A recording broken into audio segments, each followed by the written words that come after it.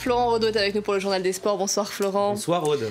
On débute par du football. Le mercato hivernal approche et le PSG compte bien mettre la main à la poche. 36 millions d'euros, c'est ce que devrait coûter la première recrue parisienne. Il s'appelle Julian Draxler. Son plus beau fait d'armes, un titre de champion du monde en 2014 au Brésil avec la Nationalmannschaft en tant que remplaçant, c'est important de le préciser. Actuellement en conflit avec son club de Wolfsburg, l'Allemand aurait donné son accord au club parisien selon nos confrères de l'équipe. Une affaire à suivre donc ces prochains jours. J'ajoute que Thiago Silva a lui prolongé son contrat au PSG. Le capitaine parisien est désormais lié au club de la capitale jusqu'en 2020. Et puis en Angleterre, Hugo Lloris a lui aussi prolongé son contrat avec Tottenham. Le capitaine de l'équipe de France est engagé jusqu'en 2022. Aude.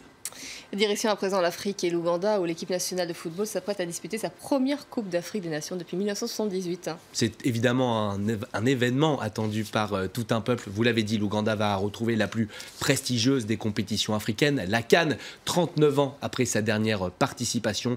Une compétition qui se déroule du 14 janvier au 5 février prochain au Gabon. Notre correspondante est partie à la rencontre de cette sélection ougandaise. C'est un reportage de Charlotte Cossé pour France 24. Regardez. Ce matin pour les Cranes, c'est renforcement musculaire. Les joueurs profitent de la trêve hivernale pour se mettre en condition. Hassan Waswa est l'un des piliers de l'équipe. Le chemin parcouru jusqu'à la qualification a été dur et la pression commence à monter. Il y a de grandes attentes, car c'est la première participation à la Coupe d'Afrique des Nations de cette génération. Nous devons donner notre maximum et prendre nos responsabilités. Et si nous travaillons dur, je suis sûr qu'on pourra embêter les autres équipes. Après le physique, la technique. Le coach Michaud pousse ses joueurs. Malgré les moyens financiers limités de l'équipe nationale, il veut en tirer le meilleur. J'ai de la peine pour tous ces jeunes, car ils pourraient vraiment être une valeur ajoutée de ce pays. Et pour le moment, ils ne sont pas considérés comme tels. Les gens ne reconnaissent pas ce qu'ils font pour eux, à savoir donner une image positive de l'Ouganda. Des moyens financiers limités donc, mais une véritable ferveur populaire. Beaucoup, comme Andrew, aiment venir voir des matchs après le travail. La plupart n'étaient même pas nés lors de la dernière qualification de l'équipe nationale. Tout le monde était impatient, car la dernière fois qu'ils ont participé à la CAN, ils ont atteint la finale. Donc on attend de revivre ce moment historique. Et peut-être que cette fois on gagnera la coupe. Les Cranes vont mettre à l'épreuve leur entraînement dès le 11 janvier prochain.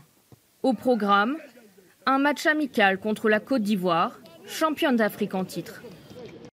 Allez, nous passons à notre point quotidien sur le Vendée Globe. Si les positions restent inchangées en tête de la course, les écarts, eux, se creusent de plus en plus. Et oui, Armel Lecléache n'en finit plus d'accentuer son avance sur Alex Thompson. Au dernier pointage, le skipper de Banque Populaire possède 600 000 d'avance sur son dauphin britannique. Il va atteindre le Cap Horn dès ce vendredi. Le point en image avec Florent Boutet, notre confrère de France 2. Gréement de fortune dont je suis très fier. Et il peut en être fier de son gréement de fortune, Thomas Ruyant. Victime d'un dématage le week-end dernier, le skipper a réussi à ramener son bateau jusqu'en Nouvelle-Zélande. Un exploit jusqu'au bout, sa coque menacée de se disloquer. La loi des 40e rugissants est décidément terrible puisque ces dernières heures, un autre Français, Stéphane Le Diraison, vient à son tour de démater. Le navigateur fait route vers l'Australie. On est parti dans l'enfer, on a entendu un crash et un loop de l'asphalte qui a pété. Et du coup, le mât s'est brisé en des morceaux. Et les soucis techniques n'épargnent pas les leaders. En plein Pacifique Sud, le 3e du classement, Paul Meillat, a découvert une grosse fissure sur le vérin de sa quille. Ses chances de poursuivre sont très compromises. En tête en revanche, tout va très bien pour Armel Lecléache. Après 44 jours de course, il devrait franchir le Cap Horn dans 48 heures. S'il continue à cette vitesse, il pourrait arriver au Sables d'Olonne fin janvier et pulvériser le record du Vendée Globe. Direction à présent les parquets de la NBA. Et on va s'intéresser au match entre les Pistons de Détroit et les Grizzlies de Memphis. Un homme a éclaboussé de son talent cette rencontre. Son nom, Marc Gasol, le frère de Pau bien connu des Français. Avec 38 points, il égale son record en carrière.